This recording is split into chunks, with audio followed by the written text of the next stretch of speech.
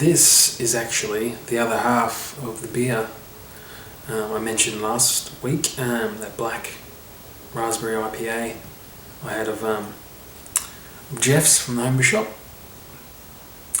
So this is the beer that was fermented pre that beer. So this is actually his raspberry golden ale. After it had done its job fermenting, there wasn't too much left of the actual raspberries, so it definitely did its job. Anyway,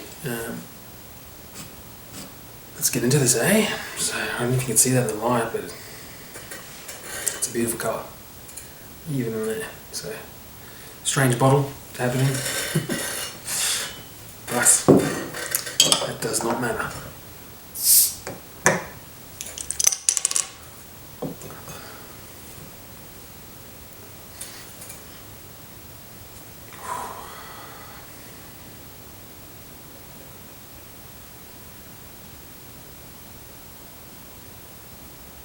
So it's bottle conditioned. You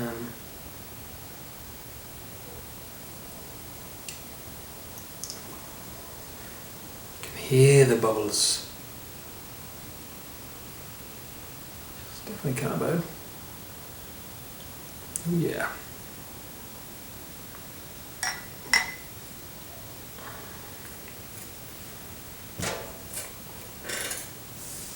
So there you have it, guys, if you can see that. It's a beautiful colour, absolutely stunning, especially in that light. So the hues around the bottom.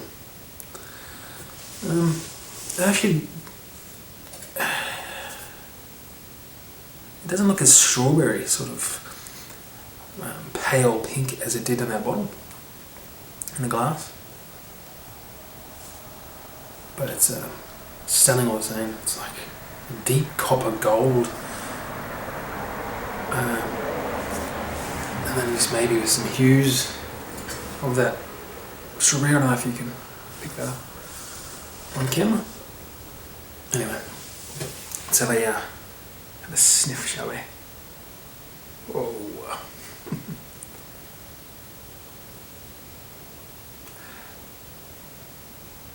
So it has a similar aroma to the black IPA. There's chocolate sort of notes.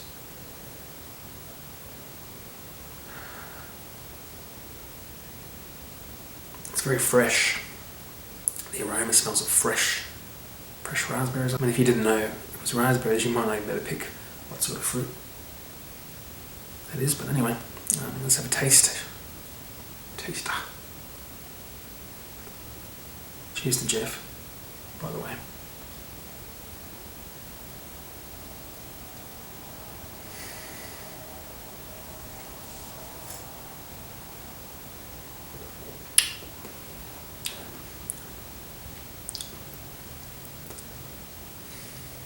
Wow, yeah, it's beautiful.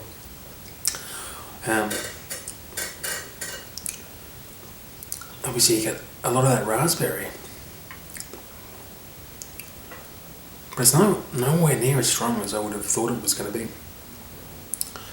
Especially in this beer, this being the first he did on the raspberries. Pardon me. And then fermented a whole other beer on top again. It had a very similar flavour to both beers. Obviously body and everything's different, but two absolutely beautiful beers. I'm not a very good taster, and I'm definitely no reviewer, but beautiful beers, and I appreciate them very much, Jeff, for hooking me up with these. You should be proud of these beers, mate. Yeah.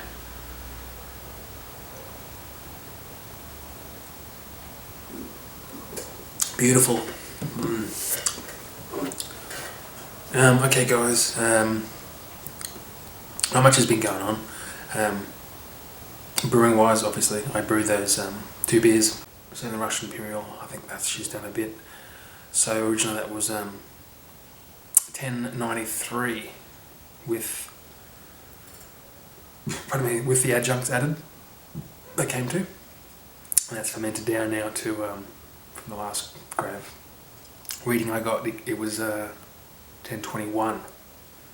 I believe I was aiming for 1018. And again, I fermented at 68 C, all the base malt, which was that Golden Promise from the last video I told you about.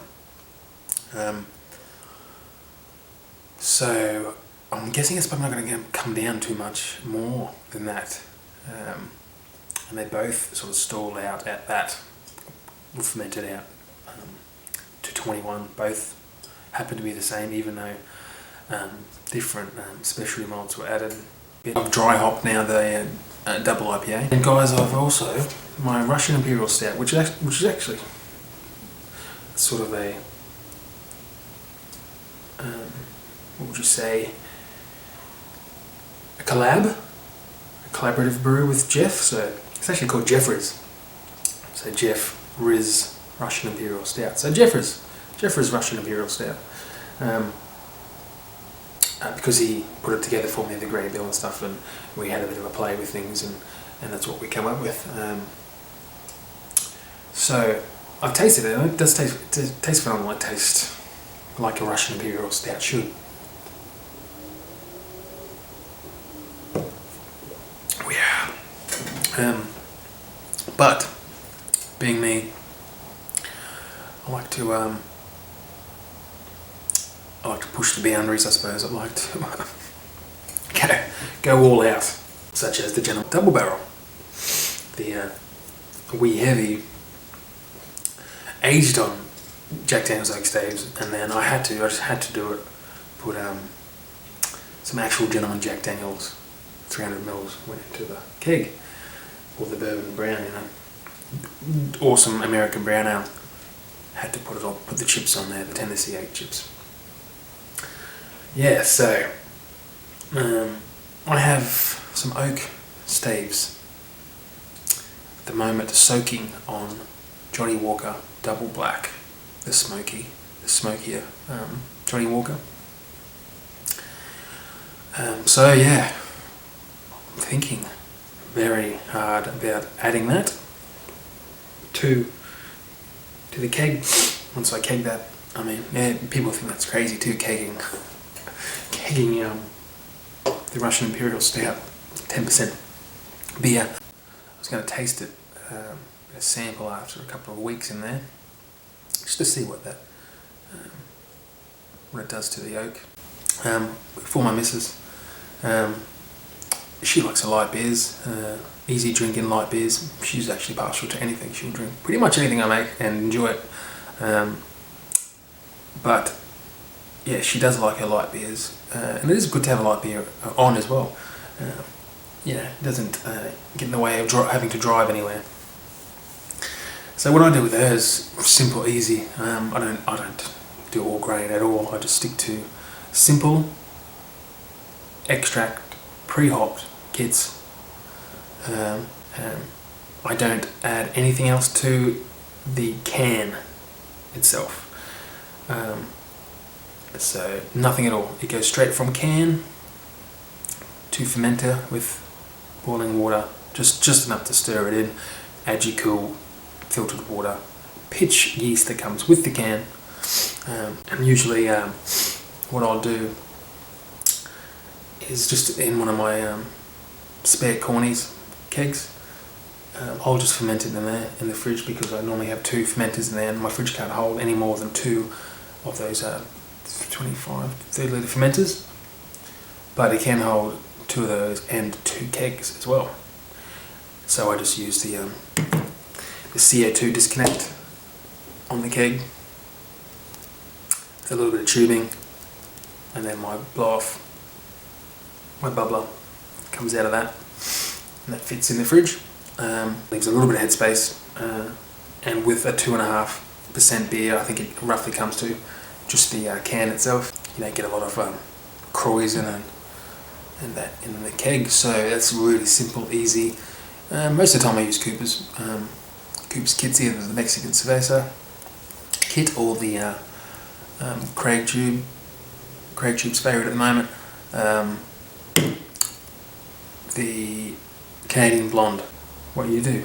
Do you guys do that? Do you still use kits? Can extract, pre-hopped. It takes literally like 5 minutes to do. It takes the time of boiling a jug. Cheers, brew great beers. I'll see you guys on the next one.